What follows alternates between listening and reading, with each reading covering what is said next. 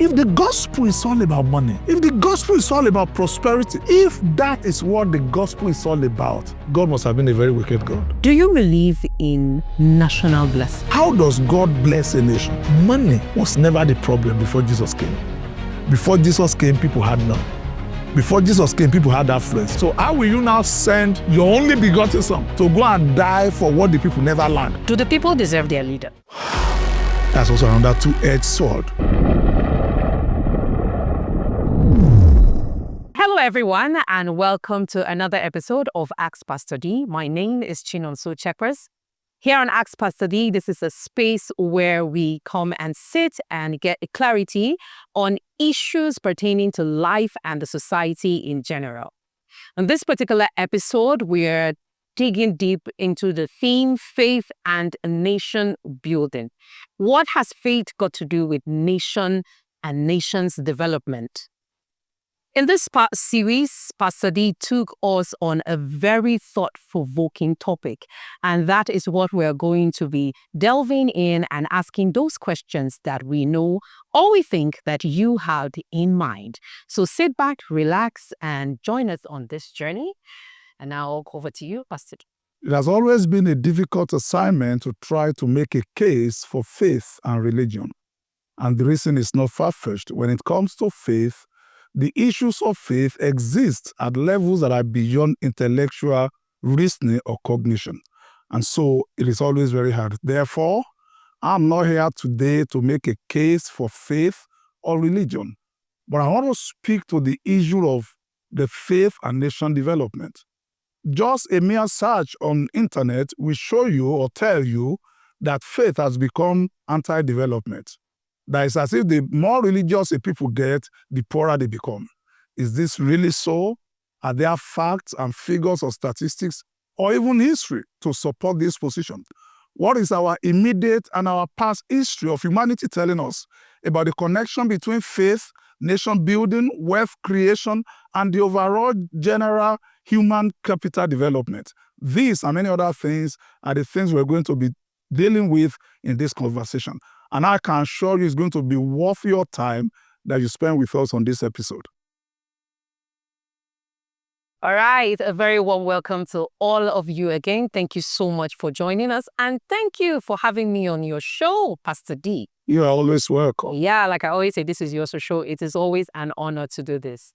All right, so let's go straight into the conversation. But before we do that, let me be the first to wish you a happy independence. Oh, thank you very much. Yeah, happy independence to Nigeria. Nigeria is 65 and is such a rich fee. Well, despite everything, we would like to say that we are happy that Nigeria is growing, and we can say that Nigeria is probably developing. All right, so let's go straight into the conversation. In your monologue, I guess, you've taken us through the inspiration and the mind behind this series, faith and nation building. But I'd like you to take us on another deeper explanation. Like, how would you explain the relationship between faith and development? Now, should faith contribute to a nation's development? What led me on this journey is the fact that it's becoming very clear that people are losing interest in anything that is religious or anything that is faith-based. And the reason is very simple. We're having a generation now that they are being daily bombarded to think of faith or being religious as something outdated. And the argument is, the more religious you are, the dumber you are going to become, the poorer you are likely going to be. You might not be enterprising, you might be antisocial. And so a lot of young people are beginning to withdraw from things that have to do with faith. So that was a major thing that took me on this journey, to say, are these things really so? Are there connections that exist between faith and nation building? Are there places where faith contributes to human development and make life generally better? So that is how this journey began. And for me personally, it has been a very, very interesting journey that is really, really worth the time and the energy that was given to it. All right. Thank you very much for that response. You said, is it really so? Because if we have people who are withdrawing themselves from religion, from faith, because they feel like it is making them backward. That means it is what it is. But should it be that? Well, I will first of all start by saying that position is not correct. And this is not just something that I am saying from, like I said, I'm not defending faith or religion because there are a lot of religious practices that you can't begin to defend.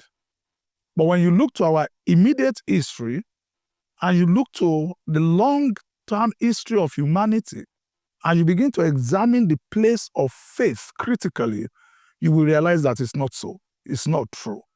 Now, there is a possibility, of course, that if somebody gives himself or herself to a kind of faith, to a kind of religion, it can produce those things.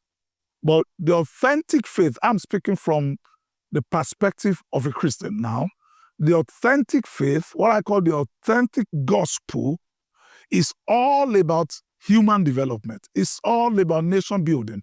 It's all about making life better.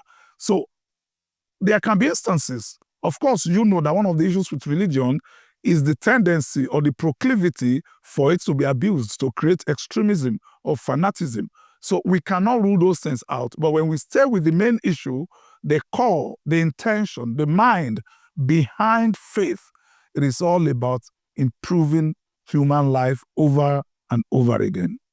Right. So it means what we have now is not what should be. I know we'll come more into and get more clarity on that, but we're talking nation building. So let's look at this from a global space and a global perspective, right? When we look at the world's most powerful nations, right? How do they rank in terms of their religiosity, their spirituality, whether they are Christians, but just their belief in something that is more than just us? How do they rank? Now, I'm going to take you back and I'm going to start that conversation from 1905. A German social psychologist wrote a book or did a work that he titled Protestantism and the Spirit of Capitalism. As far back as 1905, Webb Eber, something like that was his name. He wasn't a Christian. He wasn't, or don't let me say, he wasn't a theologian. So that work was not anything about trying to make a case for Christianity. He was doing that work as a sociologist, trying to look at, and the man traced that at the foundation of the materialism, at the foundation of capitalism rather, at the foundation of the nation building wealth is the teachings of the Protestants. What are we talking about? Protestants were the people, the faith that came out of the Catholicism back then. And then we have people like Calvin, like Wesley in that category, that they are teaching about, number one, the ethics of work. They are teaching about honesty. They are teaching about human value. They are teaching about the responsibility of giving back to society. They are teaching about conservatism as in not living what we can call a licentious life, that these were the beginning of what gave birth to what we now know as capitalism. That all from 1905 to 1930 and 1940, these teachings became the pillar where people began to build wealth, where we began to give back into their society, and the quality of life and economy improved. And it was traceable to that teaching. I don't know whether you were part of the people that listened to the speech given by our former vice president, Professor Simbajo, at the 80th birthday of Bishop Okonkwo of Treb. And he followed the same argument. So we're talking about facts, figures, that history confirmed, that the teaching of Christianity as it has to do with the belief in the value of human life. In fact, as far back as then, the Protestants believed that there is no difference between sacred and secular work. That a cobbler who is walking on the street is doing as much the work of God as a man behind the pulpit in church. These were the things that gave birth to capitalism, to people building wealth.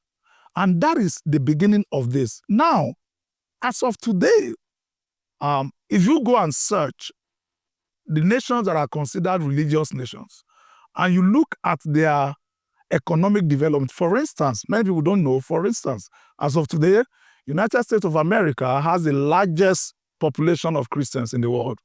They are responsible for about 11% of the Christians in the whole world. Now, can you say America is underdeveloped?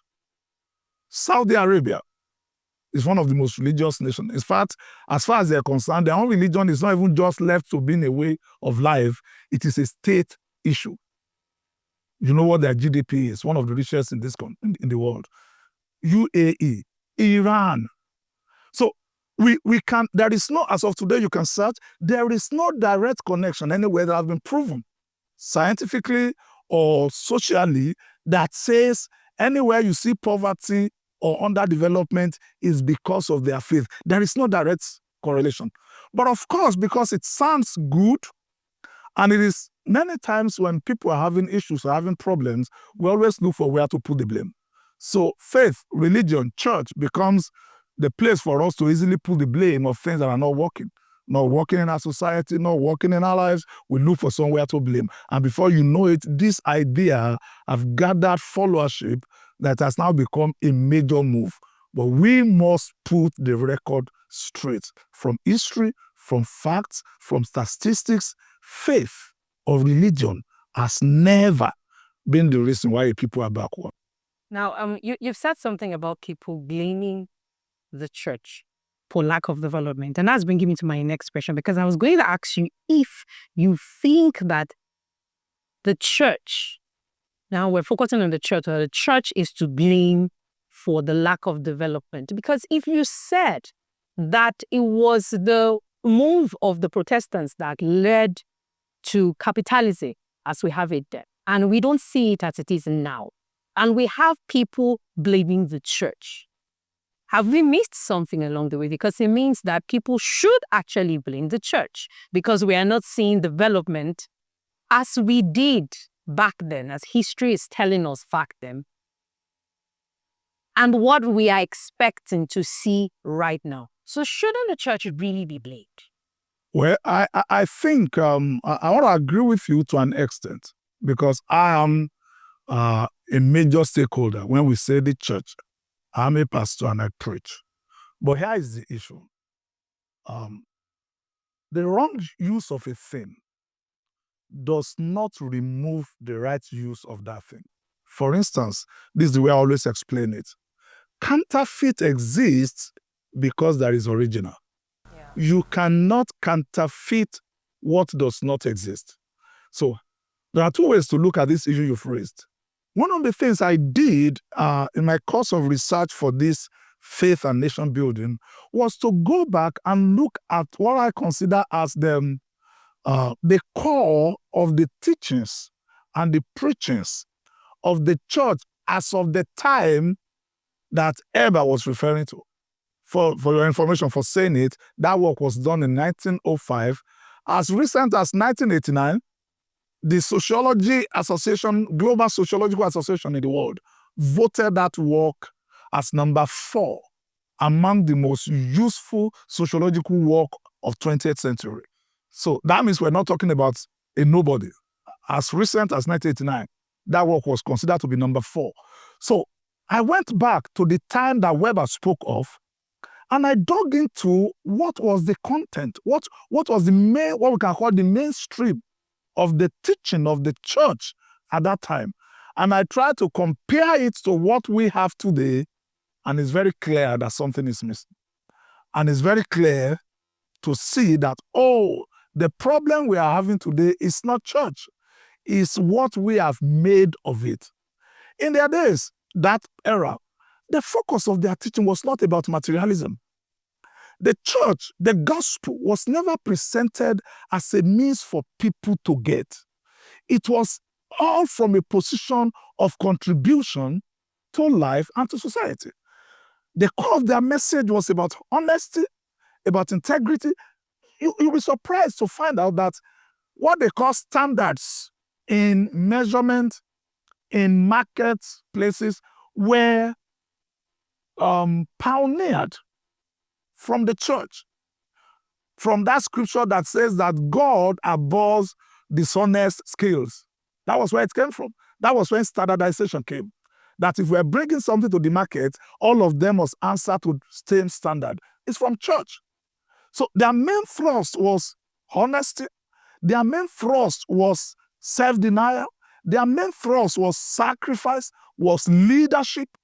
And that was what produced that thing that was recorded by Emma as the foundation for building wealth and capitalism. Now, fast track to today. The bulk of our messages and teachings are all or mostly centered around what we stand to get, how if we come to church, God will bless us, how if you drop your offering, it will multiply 100 or 1,000 fold. And the focus is now about what we can get. And what that has done is to unleash a people that are greedy, a people that are self-serving, a people that have no regard for standards, for honesty, for diligence. I told you that as far back as 1905, the Calvinism, that's what they call them, were already route of footing of fighting for the place of diligence in work, where they do not believe, that they believe whatever you do. I was shocked to realize that it's not a new teaching. As far back as then, they saw their work and their life as a calling.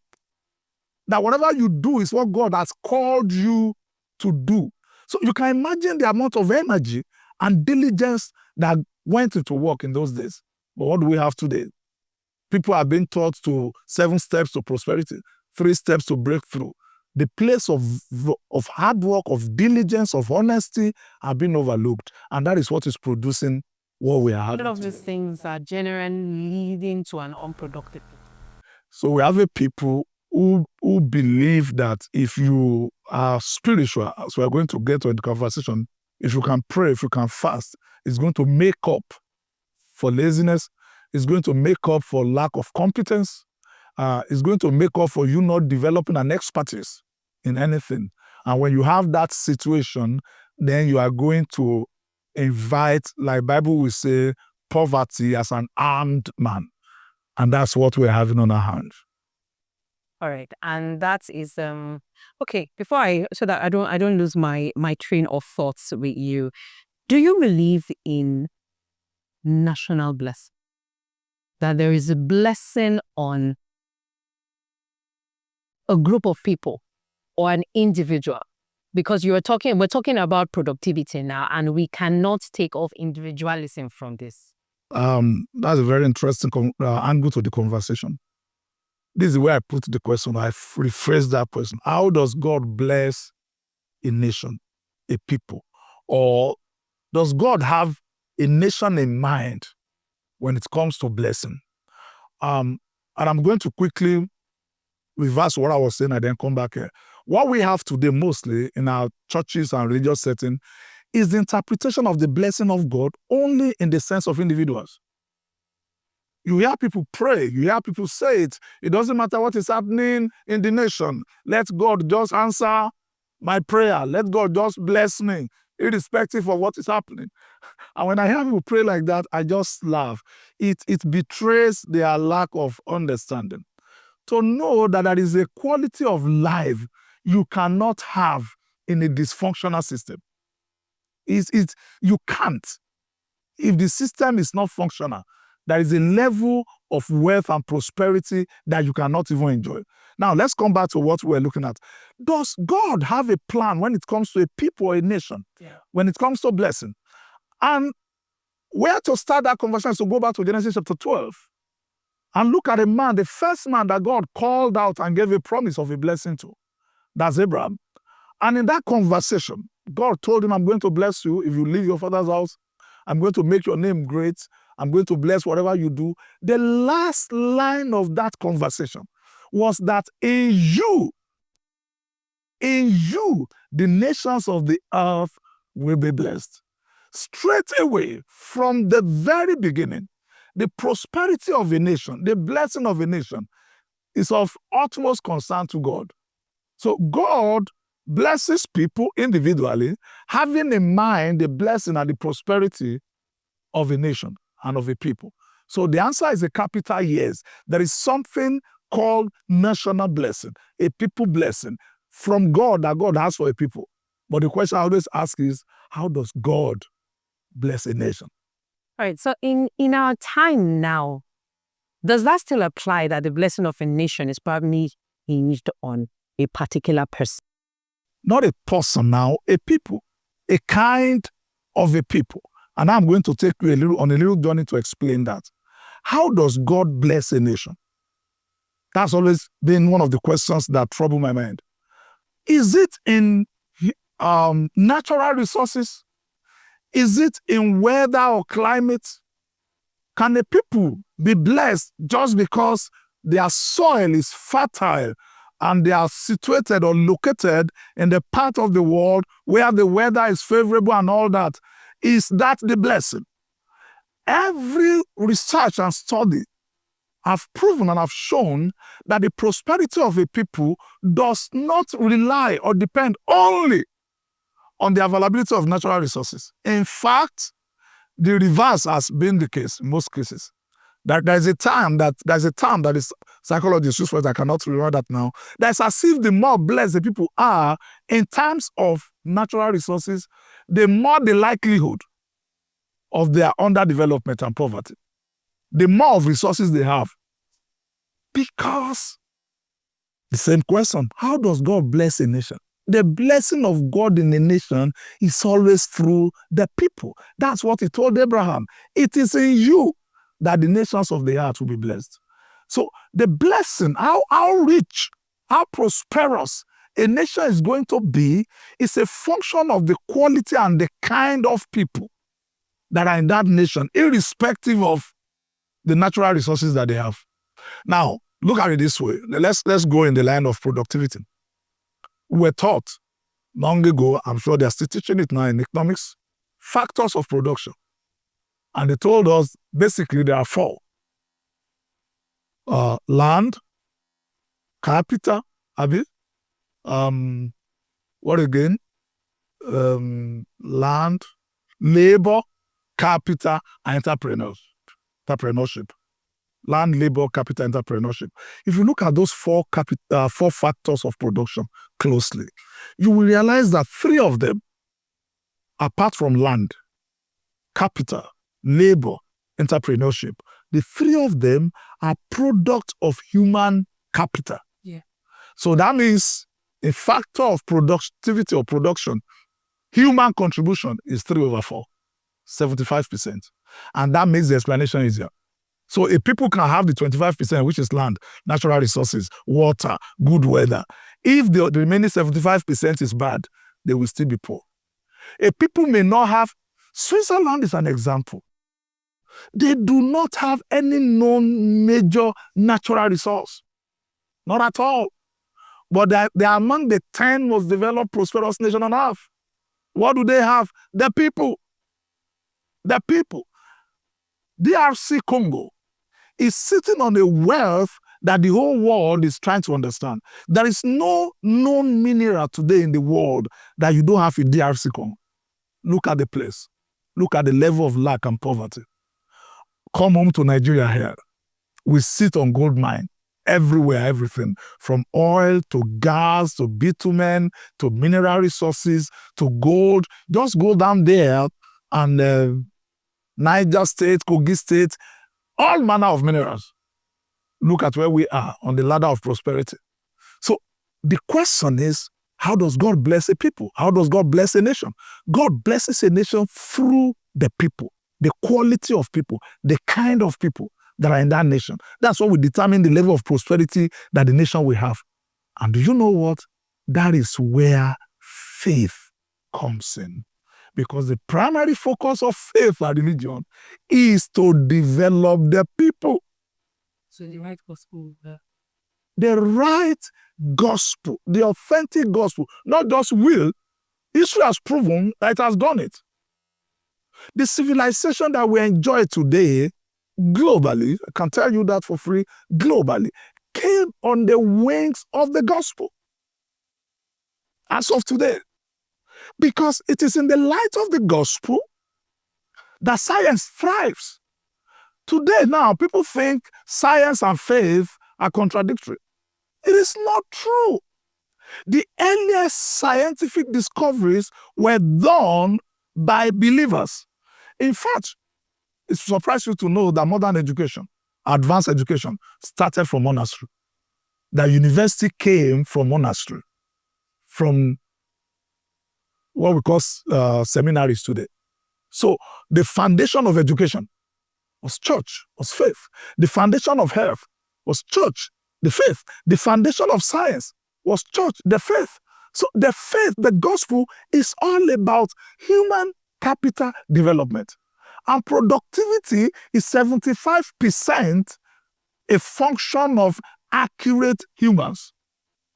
So that is the issue we're having in our The house. gospel has the power to produce accurate change the people. So we're going to talk about the gospel, because that's a whole lot of where this conversation is going to lead us to. But I asked you a question when I said if the development or the blessing of a nation is hinged on one person, because I want you to talk on leadership, right? Because there is a people and there is their leader. And they are almost, they cannot be isolated from their leader or who their leader is. And I want to cite example with, I think, the children of Israel, right? It was said that God loved them. And that was why they even had a man like David. So I'm asking you two questions now. One is about leadership. Does the leadership influence the kind of people that the people of a nation become? And a nation that doesn't have such a leader, what does it say about the love that God has for those people? Thank you very much. That's like a two-edged sword, and we have to approach it intentionally. Of course, everything rises or falls on leadership. There is no gainsaying about that. But leaders emerge from the people. Leaders emerge from the people. So we have to balance those two things. There is a need for accurate leadership. There's no doubt about that. And it's not just Nigeria. Accurate leadership is fast becoming a global crisis. That is the truth. Some people may not want to admit that, but we're having a challenge in our hands for accurate leadership. So I agree with you that the prosperity of a people, the development of a nation, to a very large extent, depend on the kind of leadership that they have. The kind of people that sit on the affairs of those nations. We cannot, there is no way around that. And of course, history has also shown that a man can emerge, a leader can emerge and can turn the face of a whole nation. We've seen that in Singapore. We've seen that in UAE. We've seen that in Malaysia. So we can have a leader or a group of leaders who will emerge and turn things around and change the situation. Because this is the way it works. Leadership is not just about providing direction or sitting over the affairs of people. Leadership is also in modeling.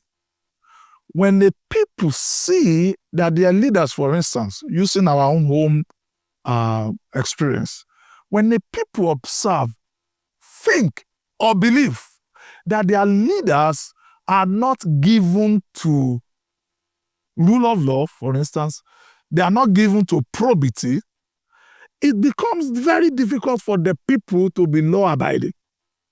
Because this is the way it works psychologically. They see their breaking of the law, as it were, as their own way of getting back at the system. That's what it is. Use something as simple as, driving, or what we call the rules of the road or something like that. Traffic, yes, the traffic rules. Somebody is driving against traffic. Somebody is not obeying traffic light. Somebody is against one way or so. And you try to correct it. Even the people around will start abusing you that you are trying to say what you are doing is wrong. Not even the one who is brave, the people around. It's because they think, okay, this is the only one I can get away with. Somebody is getting away with billions. Somebody is getting away with millions. So if I can get away with not stopping for the red, then at least I will feel that I've done something. Poor leadership will keep producing poor leadership because the leaders are going to emerge from among the people. The scripture you quoted, when that woman came, Queen of Sheba, came to Israel, and Bible says when she saw the sittings and the arrangement of Solomon and his servant and all that, what she said was how God must have loved Israel to give you to them as king. But you know that Solomon did not just appear. He was also a product of the system, of the society, as it were, raised by a man within a society. So leaders emerge from among the people. And that's where the issue is. All right. We're going to take a quick break, but before we go, I'd like to ask you the simple question. Do the people deserve their leader? That's also another two-edged sword. People deserve their leader in the sense that, what I've said, the leaders emerge from among the people. So you cannot give what you don't have. If they ask us to bring somebody to come and represent us, it's going to be somebody from amongst us. So in that context, the people deserve their leader. In the other context is when a man comes to a position of leadership, there is a personal responsibility that the person is supposed to embrace in seeking to do things differently. So when it comes to that, we cannot use the excuse of the leaders emerging from among the people to now excuse the irresponsibility of a leader. Like I told you, we all know the man, Lee Yu of Singapore, came up and turned the tide of a people. Something close to that is happening in Rwanda. Somebody came up and decided that things have to be different. So the people deserve their leader in the sense that leaders emerge from among the people. The people do not deserve their leader in the sense that leadership is supposed to produce responsibility. And the leader is supposed to be responsible to the people that he leads. All right, thank you very much. We'll be back with more questions for Pastor D. Let's take a breather and we'll be right back. Join us again. When the night falls, it's a signal that it is time to go home. They say now those who go to church are losers. But you know what is going on in your life. You know it was better than this when you were with your brethren. Let me tell you something. Church is a provision by God for the best of humanity to be unleashed. I know you've been hurt. I know a lot of things has happened. But I'm telling you that it's time to come back. And I want to particularly invite you to join me this Sunday as I go on a series about pitching the ark, on how to build a life that is structured and done in such a way that we can withstand whatever it is that life throws at us. See you in church on Sunday, and you'll be glad that you join me. I'm Daisy Alabi, the lead pastor of Abuja City Church. God bless you. Welcome back, everyone. Thank you for staying with us. This is still Ask Pastor D, the national episode. And of course, I'm still Chinon Chekwas, your host, and I still have Pastor D with me in the studio. Thank you. Thank you once again, Pastor E, for having me. All right, if we were trying to build the case for faith, right, and its responsibility for nation building and how we're getting it wrong, well, I'd like us to delve a little bit into the society, right? How does morals and ethics, do they play a part in the thriving of a nation, a society? I think it was Mahatma Gandhi, one of the Gandhis, who eventually became a prime minister, the lady, who asks our father then that what becomes of a nation if the economy collapsed? And the father said, well, if the economy collapsed, the people will suffer, things will be tough. And she continued. And then she said, what happened if the morals of a nation collapse? And the father told her, that nation becomes inhabitable. When morals fail, humanity ceases. What we have will be jungle. You see, there is a proclivity in every human that predisposes us to things that are not always noble, that are not always excellent. And evil and wickedness cannot only be limited by enacting laws. You will realize, thus aside, that as of today, the nation that the whole world consider to be a nation governed by rule of law, which is the United States of America, has the largest number of prisoners. In fact, statistics says they have close to 25% of the prisoners in the world. What does that tell you? The presence of laws does not stop a people from evil and wickedness. That there is a system that punishes it is not enough deterrent for people from doing wrong. So what helps human to be humane, to live in a system that is livable? It's not just laws, as good as laws are, not saying laws are not necessary, but it's going to be a function of the morality of the people. It's going to be the function of what the Bible calls the fear of God. That's the best way to define moral. It's going to determine how good a society is going to be in the final analysis. So when it comes to morals, it is the central thing that holds a society. Because when morals fall, life becomes unlivable. And humanity becomes a jungle. And humans cannot be humane when that is not a place. I was going to ask you if there is a plumb line for this fixed individual that we're talking about. Is there an example of, because I was also going to ask you about laws, right, and structures, if they fix society. Because we see that most of these developed nations, they have laws and structures. And that is even the reason why you have many Americans or in these societies where laws function, where you have people who are being sent to jail for doing wrong. And that also helps in their development, right? Let's track a little bit back. The Western world today may want to distance themselves from faith and religion. They may want to say they are no longer religious people, as they say now. But they will be lying against themselves if they want to renounce the foundation that was built in those nations by faith. The founding fathers, for instance, of the United States of America, were very unapologetic in their admission of their reliance on God and the instructions of God for building that nation. They were very, very unapologetic about it. In fact, that's why the introduction to their constitution is, we hold this view to be undeniable, that all humans were created equal by God. So the foundation of those nations and societies were built on the morals as taught and dictated by the scriptures. So they may now want to say, well, we're not doing that again. But what has happened is that those things have grown to becoming like a value system.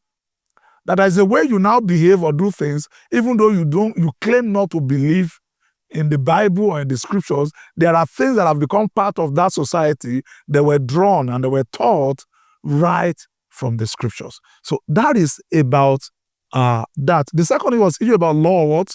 Yeah. If I get to laws, because I asked you what the plumb line is for. Thank you. Yes, the plumb line. Yes, thank you very much. Now, you see, one thing about the scripture, why I love it so much, is that it produces relevant answers to contemporary issues.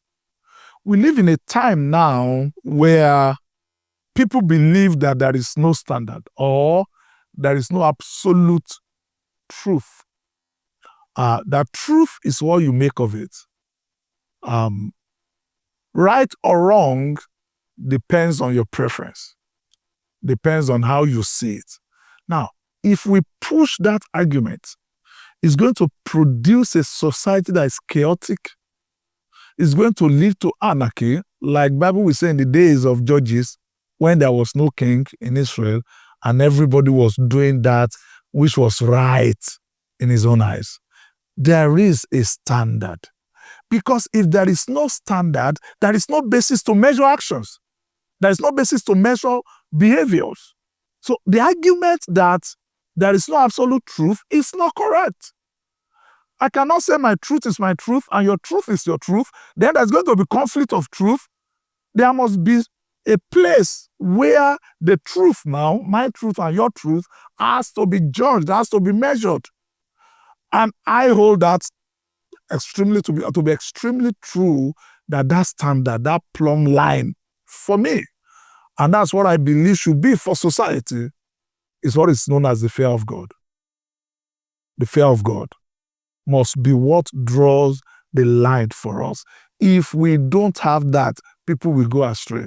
Nobody wants to live in a society where everybody defines law for himself. That's on the side of morals. Now, on the side of governance, people agree on how they want to be ruled, on how they want to live. And that's why they set up laws and institutions of law to say, okay, in this place, this and this and this are what we consider to be acceptable, are what we consider to be the standard by which we're going to conduct our own affairs. When people live by that, they are going to have a measure of peace and progress when everybody subscribes to that. But my take has always been, doesn't matter how good the laws of men are, the laws of God are better. And there is no good law enacted by men that flies in the face of what God has called man to do. None.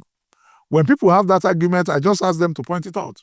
Show me where what your constitution says is superior or runs better or provides something better than what God says. None. None. You talk about Bible Habakkuk, and then being next to what you just said now. Excuse me. You recommend the Bible as a book copy. And then we know that we cannot de-Christianize the Bible. So my first question is, would you recommend the Bible to people to read for life and work? And then how do you, I don't know if that's something Possible to do to de-Christianize the Bible? Let's separate some things here. The Bible did not start out as a Christian book. Okay. No.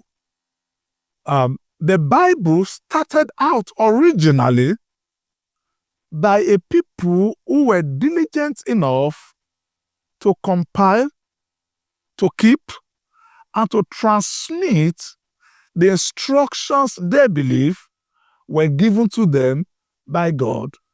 And they were never given as things for religious activities. They were given as pattern for life and living. If you study the Old Testament and you read books like the Numbers, the Leviticus, the Deuteronomy, you'll be surprised to see the face that God paid attention to. For instance, he told them, because you also remember the context in which those books were written. These were bands of slaves who were being set free, and they're now going on a journey to go and form a nation. So they had no civilization outside of that which God was giving them. So the instructions of the Bible were given to them to advance, to build a civilization. You can imagine God telling them in the Bible that when you go out to ease yourself, go with a shovel, dig a ground, and bury it. So back as then. Now, what has that got to do with religion? That's hygiene. Wash your hands before you eat. When you go out, the Jews today, when they go out and you're coming back home, the first thing you want to do is to wash your hand and wash your feet. What did we start teaching people during COVID? Wash your hand. There was nothing religious about that. It's purely about life. Spoke about marriage, spoke about your daughter, your son, and all those kind of things. So I'm saying to you that originally, the Bible was never intended to be a religious book. It was meant to be a manual. If you believe in the narrative of creation, every creator has what we call user manual. Every product has user manual, the instruction of how to use it. So if we believe that God created this world, if we believe that God created us, He didn't leave us without a manual on how to conduct life here on earth. And for me, that manual is the Bible. So the Bible was never intended to be a religious book. It's supposed to be a manual for life and living. Go and read the book of Proverbs. Go and read Ecclesiastes. You will realize these are contemporary wisdoms for conducting business, for building friendship, for building relationship, for living in a family setting, for living in a community. So the Bible is highly, you ask me, will I recommend? Yes, highly recommended to every human. And by the way, every smart, permit me to use that word, every smart people on this face of the earth, in one way or the other, trace their smartness to their understanding of this great book. You cannot take that out because it's supposed to be a manual for life and for living. All right. I know you touched on this earlier, and thank you very much for that. And I'm hoping that people can get this well, that the Bible is actually in book for and not just a church book or a Christian book. You've talked about the gospel earlier on and how it has changed, right? I'd like you to give us more detail on that. How is the gospel of today different from what was preached before? I don't know if we should still call it gospel right now, right? How is it different? At what points did it change? And is there possibly a way that we can get it back? When we talk about the gospel now, we are becoming lesser focused on the church. And so I will speak from that position. The gospel basically means the good news. And what's this good news? It's the good news that God sent His Son to come to this world, to die for us, and to rescue us from our state of helplessness, which we found ourselves as the outcome of our disobedience to Him, and then the control of evil and darkness over mankind. That's what the gospel is. The good news that Jesus came. So if we are going to trace what the gospel is supposed to be, then we begin to trace it from what the person who came as the model, as the sacrifice, said it is. And the easiest way to explain it without overburdening people with theological argument or jargon is that the gospel, at the base of the gospel, foundational to the gospel, is sacrifice. Is sacrifice. See, the moment you remove that, you are going to end up with something that is more dangerous to the people and the society. Luke says, Jesus said, if anyone will come after me, anyone will follow me, let him deny himself, let him carry his cross daily and come after me. So at the basis of the gospel is self-denial, is sacrifice. And those were the emphasis of those guys who mentioned in the first part. Those were their focus. Those were their emphasis. You see, I tell people,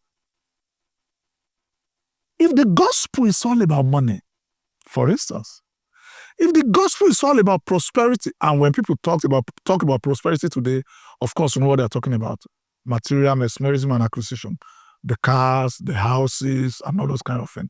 If that is what the gospel is all about, then permit my choice of word just to explain this: God must have been a very wicked God or a very wicked father. Why did I say that? Money was never the problem before Jesus came. Before Jesus came, people had none. Before Jesus came, people had affluence. People have material things. So how will you now send, according to the scripture again, your only begotten son to go and die for what the people never lacked? How will they go and die for what the people never lacked? How will he go and die for what the people never lacked? Because money was never their problem. Material things was never the issue. They had them. Solomon was arrayed in a way that nobody has ever seen before. The kings in the east, the kings of Persia, they were the Nebuchadnezzar of this world. They were building palaces and cities made of gold. So Bible says in the day of Solomon, gold became as common as sand. So money was not the problem. So any gospel that now makes that the focus, the central theme, is going to cause problems. And that's what we are seeing today. The primary problem that the gospel was meant to address, I keep saying it again, is the life of you people. The life of people, the quality of life that people lived by believing in Jesus, which is to have the capacity to rule over themselves, to deny themselves, and to live a life of sacrifice, as enabled by the Spirit of the Lord. That we're no longer self-seeking, we're no longer selfish. Paul, now we're getting to the gospel, so Paul was telling Timothy, boy, difficult days are coming. And he said, perilous, that's the way we know it in church. Perilous time will come. And he said, what's going to cause the perilous time? He said, because a time is coming when people will become lovers of themselves. They will love their money. They will love their own thing. When that happens, the world will become unlivable. So when you now have a gospel that promotes those same things that Paul said will release or unleash perilous times, then you're going to have what we are having now in our society. Yeah. And that's what is going on. So the gospel of Jesus Christ, as intended by God, as taught and preached by Jesus, as proclaimed by the Christians and the believers in the first century, was all about self-denial, sacrifice, living for others, and seeking to please God with our lives. You see, I tell people, money, prosperity, health, well-being, those are byproducts of the gospel. The natural outcome of anyone following God is prosperity. Naturally. That's why David will say, I've been young, now I'm old. I've never seen the righteous forsaken. It is given that when the life of a man, the way of a man pleases God, God will make even his enemies to be at peace with him. So these are the things, and that's what Jesus meant when he said, seek ye first the kingdom of God and its righteousness. Then all these other things, they become addition. They call it jara. In my place, they call it eni. And my people have a say that if the actual thing you paid for will not be enough for you, the jara on top of it will still not solve your problem. So when the people have abandoned the main thing and we are now focusing on the jara, then there's going to be a problem. That's where we have found ourselves. Oh, thank you very much for that explanation. All right, so let's begin to wrap this up. We hear this statement a lot of times. National blessing, Christian nation, national salvation. What's your take on that? Is there such a thing as a Christian country? Because we hear this, well, not based on facts now, but let's just take it that these things actually happen, where some states, even in our nation, pay tithes from allocation. We see that some countries pay tithes. They say they send tithes to church. The reason why some things are not happening well in some states is because the governor in this state is supposed to be declared a Christian and you're not paying tithes. What's your take on that level of, I don't know what to call it now, religiosity or what, when it comes to that? You make it beautiful when you say religiosity. I'll call it madness. What did Jesus say? He said, my kingdom is not of this world. You see, he didn't come to establish what we call a Christian nation or a Christian state. There is nothing like Christian nation. And I'm going to explain what I mean by that. Salvation is individual, but when the people are saved, when the people live right, it becomes the salvation of their state or their nation. So there is nothing called national salvation. A nation cannot be saved as an individual. But when you have individuals that are saved, constituting a nation, they become the salvation of that nation. I don't know whether you understand that. So we are not seeking to have a Christian state. In fact, we don't need a Christian state to make things work. You can't even have a Christian state because Christianity in its raw form has to do with a personal relationship with God. It has to be personal. It has to be something you embrace as an individual.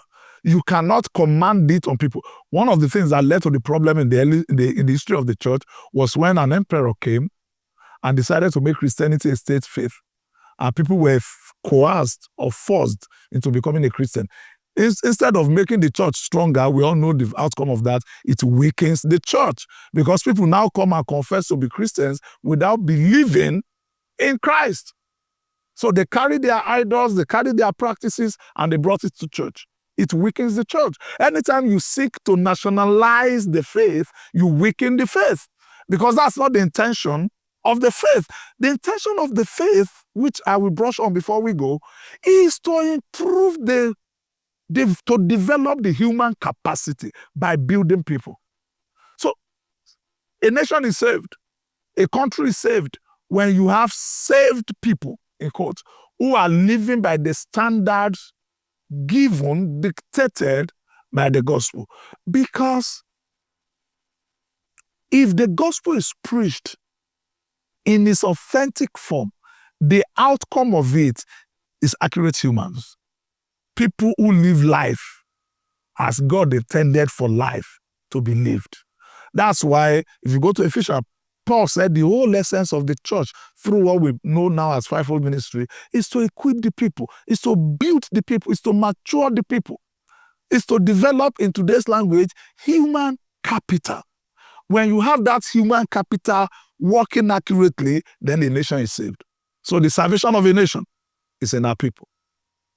So what should this accurate faith look like? What's the face of it? What it should look like is an arrangement, a system, a model that seeks to build human using the resources of God. Because humans, going by our definition of humans now, are outflows of God. Humans are what do they call it in science? They came out of God. According to creation, came out of God. And if humans are going to live accurately, it has to be done by the instruction of the Creator. So the accurate gospel, therefore, is supposed to be busied with producing accurate humans by exposing them and teaching them to live their lives using the resources made available by God. That is what this gospel is supposed to be. Because that is what it was meant to be. That's why Paul said, I'm not ashamed of it. He said, because in it is the power of God to salvation to everyone that believes. In that gospel is a provision for a total turnaround. That's why I will say to the guys in Corinth that if any man comes into this faith, into this gospel, he becomes a new person. He becomes a new person. He now have the capacity to live life as God intended it.